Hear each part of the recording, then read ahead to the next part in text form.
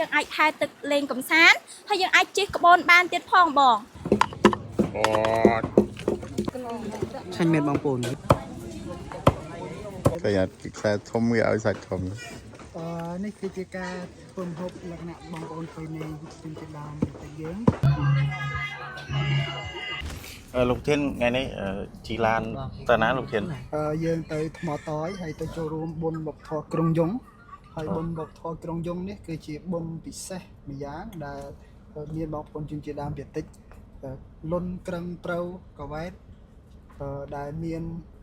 អំបោហាក់ហែលគ្នាគាត់បានធ្វើជាវប្បធម៌មួយឈ្មោះក្រុងយងអូខេហើយតំបន់ដែលយើងនឹងទៅហ្នឹងគឺជាតំបន់ដែលស្រស់ស្អាតពោពេញទៅដោយទស្សនីយភាពយ៉ាងស្រស់ត្រកាលហើយត្រជាក់ត្រជុំធ្វើអីខ្លះទៅធ្វើអីខ្លះហ្នឹងទៅធ្វើអីខ្លះនៅថ្មតយមានទៅហូបអីនេះមិន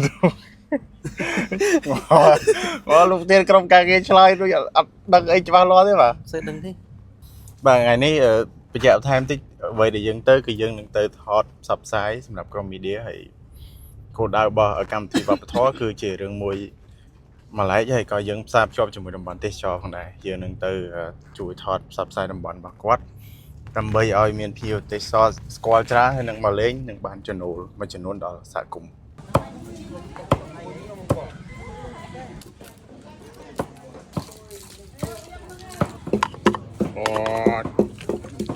អត់មកភ្លក់ស្លាប្រងអូស្លោតំណងឆ្ងាញ់ណាស់បងប្អូនសាក់ជាមួយខ្ញុំទាំងអស់គ្នាឡាយធម្មជាតិយកពីព្រៃ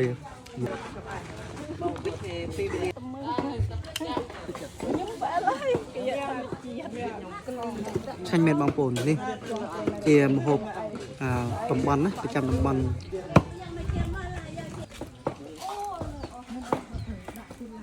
ចែកទៅកាមេរ៉ាបងឆែកមើលលទ្ធផលហ្នឹងគេហ្នឹងវីដេអូមែនរូបគោលល្បីតែក្រៅប្រព័ន្ធអូ The Spin បាទស្ពានឆ្លងទៅថ្មតយលោកធានក៏ចុះមើលស្ថានភាពស្ពានជូ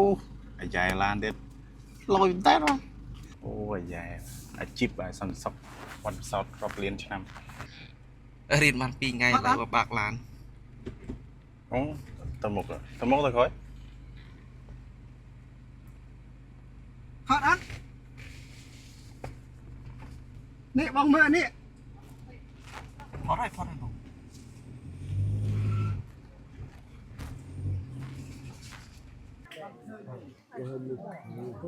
ដូចញ៉ាំពីរសជាតិហ៎បេពីរសជាតិណាញ៉ាំដាំង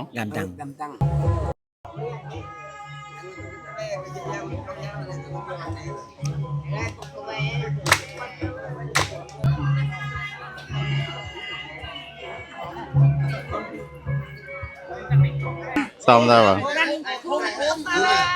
ថ្ងៃនេះយើងសប្បាយចិត្តតែបានជួបគាត់ហើយសង្ឃឹមថាគាត់នឹងព្យាយាមធ្វើវីដេអូជួយផ្សព្វផ្សាយពីជនជាតិដើមភាគតិចរបស់យើងដើម្បីគេស្គាល់កាន់តែច្រើននិងអាចកាត់បន្ថយនៃការរើសអើងរបស់ជាជនទូទៅហើយចាំមានពេលចាំយើងនឹងធ្វើវីដេអូមួយគ្នាទៀតហើយថ្ងៃនេះក៏បងបានថតវីដេអូអូនឯងច្រើនដែរហើយទាំងមានអ្នកផ្សេងគេអន់ចិត្តគេច្រើនតែបងថតតែអូនឯងទេចឹងអរគុណអូនចាំយើងថតផ្សេងទៀតនៅខាងក្រោមដឹង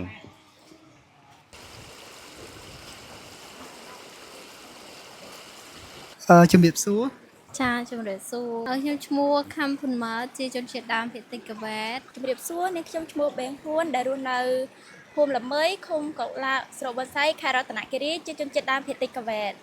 ហើយរៀនថ្នាក់ទីប្រហែលដែរថ្នាក់ទី11តំបន់នេះគេហៅអីដែរហើយតើវាមានលក្ខណៈពិសេសបែបណាដែរតំបន់នេះគេហៅថាថ្មតយជាដំបងមុននឹងខ្លាចជាថ្មតយវាកើតជាថ្មតយឬក៏កន្លែងទេសចរអញ្ចឹងដំបងមានបរិសម្នាក់គាត់ថាគាត់រស់ស៊ីវាថានេសាទគាត់នេសាទត្រីអញ្ចឹងបើភាសាខ្ញុំគេហៅថាបំប្រកគាត់ធ្វើបំប្រកហ្នឹងដើម្បីដាក់អន្ទាក់ឲ្យត្រីហ្នឹងចូលក្នុងបំពង់បំប្រកហ្នឹងហើយទៅពេលហ្នឹងដល់ពេលយូរទៅជំនឿហ្នឹងខ្លាចទៅជា ពីមុនជាអាស័យប៉ុន្តែឥឡូវវាខ្លាចទៅទី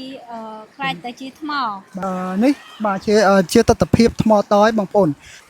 សម្រាប់ភ្ញៀវទេសចរដែលមកលេងកំសាន្តពួកគាត់អាចបោះតង់ទីមួយបោះតង់ហ៎បងទីពីរពួកគាត់អាចស្ទូចត្រីដោយសារតែនៅតំបន់ថ្មតយនេះផងដែរមានត្រីរស់នៅបើថតរូបវិញគឺថតរូបស្អាតទៀតបងយើងអាចហែលទឹកលេងកំសាន្តហើយយើងអាចជិះក្បូនបានទៀតផងបង បាទហើយយើងអាចជិះទូកជិះអីចឹងទៅមែនទេហ្នឹងហើយបងប្អូនសកម្មភាពសម្រាប់បងប្អូនយើងដែលគាត់ចាប់អារម្មណ៍ហើយឬក៏ចូលចិត្តព្រៃព្រឹក្សាធម្មជាតិក៏ដូចជាចូលចិត្តបោះតង់ណាលក្ខណៈកំសាន្តបោះតង់លេងអាចមកជួបជុំមិត្តភ័ក្តិបងប្អូនយើងនៅទីនេះគឺថាល្អមែនតើបងប្អូនទស្សនវិជ្ជានៅជុំវិញនេះអស្ចារ្យមែនតើអានេះខ្ញុំថតពេលថ្ងៃផងបងប្អូនចុះបើយើងសាកសម័យថាពេលព្រឹកតែមានអាប់មានខ្យល់ធម្មជាតិមានសំឡេងសត្វចាប់យំដឹងអស្ចារ្យប៉ុណ្ណាបងប្អូន ខ្ញុំពិតចង់ឲ្យពួកគាត់មកលេងកំសាន្តនៅតំបន់ថ្មតយដែលភាសាខ្មែរគេនិយាយថាជាតំបន់ថ្មតយក៏តែបើជាជនជាតិតាមភាគតិចវេទគេអាចនិយាយថាថ្មតយ ថ្មតយហ្នឹងហើយ ហើយអាចនិយាយបានថានៅទីនឹងជាតំបន់មួយដែលស្រស់ស្អាតខ្លាំងមែនទែនដែលអំណោយផលពីធម្មជាតិហើយបូករួមជាមួយ